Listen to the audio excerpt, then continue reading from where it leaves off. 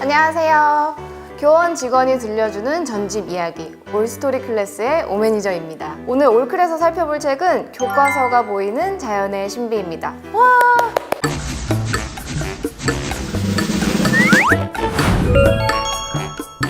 제가 이번 영상을 준비하면서 자료를 한번 뽑아서 봤거든요. 보니까 뭐 수치적으로 큰 차이는 없고 교원의 전집들이 전반적으로 참 많은 사랑을 받고 있더라고요. 자, 그렇다면 내가 개인적으로 기억에 남았던 교원의 전집을 소개해보자 라는 생각이 들었어요. 교과서가 보이는 자연의 신비는 저뿐만이 아니라 정말 많은 분들이 관심을 가지고 또 좋아해 주시는 그런 상품 가운데 하나인데요.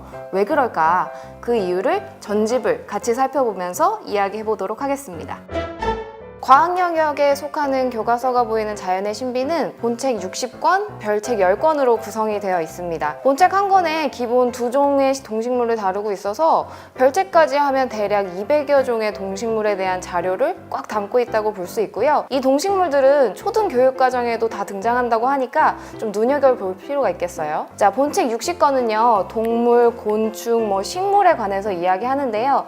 땅에 혹은 물에 사는 동물, 하늘을 나는 동물, 산과 들, 물에 사는 식물, 농과 밭에 사는 식물 이런 식으로 나눠놨습니다. 아이들의 눈높이에서 이야기할 때 이런 부분들이 참 좋을 것 같더라고요. 자, 별책은 여기 보시면 10권 정도가 마련이 되어 있는데 식물의 구조, 동식물의 분류, 천연기념물 이런 식으로 주제를 각각 설정해 뒀거든요.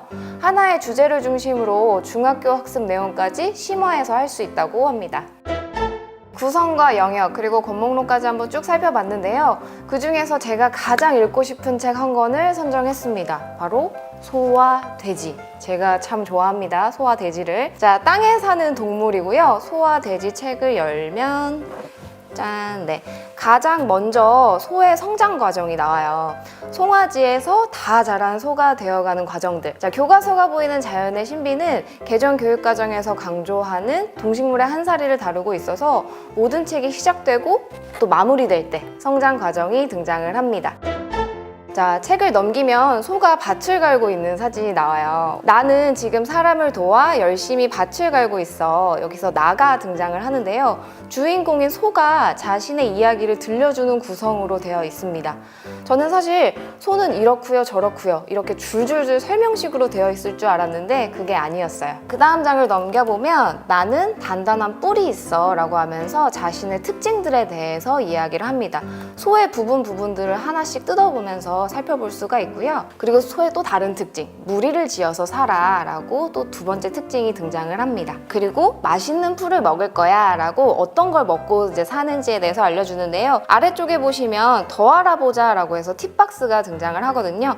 소에는 가장 큰 특징이 있죠. 위가 4개라는 점에 대해서도 잘 설명이 되어 있습니다. 안녕, 나는 송아지야 라고 해서 앞서서도 소의 이제 성장 과정이 등장한다고 했잖아요. 새끼일 때의 모습, 송아지일 때의 모습이 등장을 하고요. 작은 이야기라고 해서 이야기 속의 이야기라고 생각을 해주시면 될 것 같아요. 내 뿔이 더 멋져 라고 하면서 소 친구들이 대화를 나누는 작은 이야기가 또 구성이 되어 있습니다. 자, 그리고 마지막으로 내 친구들을 소개할게 라고 돼 있어요. 소에도 종류가 많이 있죠. 그래서 여기서는 친구라고 표현을 해놨는데 다양한 종류의 소들을 여기서 한눈에 살펴보실 수가 있습니다.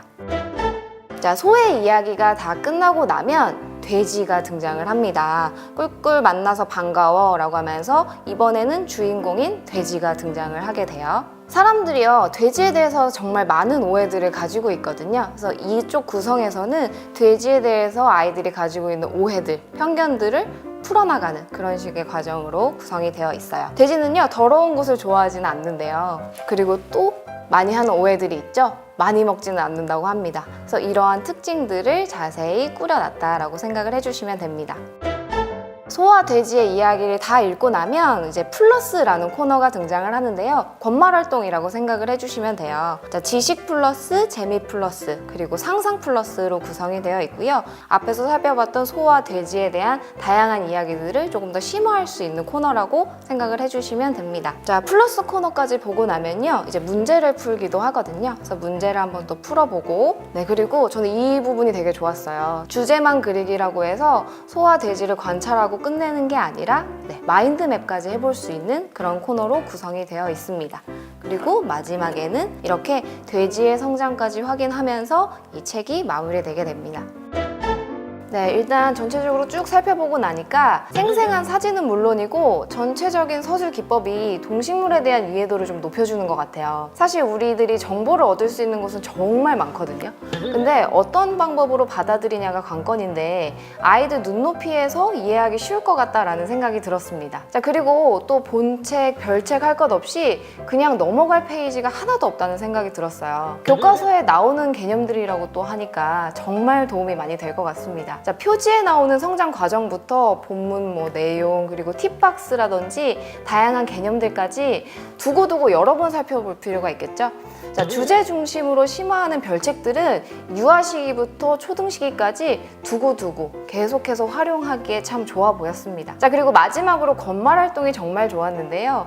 내가 책을 쭉 읽으면서 알게 된 내용에 대해서 조금 더 알아보고 더 생각해 볼 수 있더라고요. 자, 지식 플러스 재미 플러스 그리고 생각 플러스 이 코너는 동식물에 관련된 뭐 상식이라든지 동화, 신화에 대해서 소개를 하는데 사실 이러한 자연관찰 시리즈는 그 책 자체만으로도 충분하지만 학습적으로 조금 아쉬울 수도 있잖아요. 그런데 다른 영역으로 연계도 잘 될 수 있지 않을까라는 생각이 들었고요.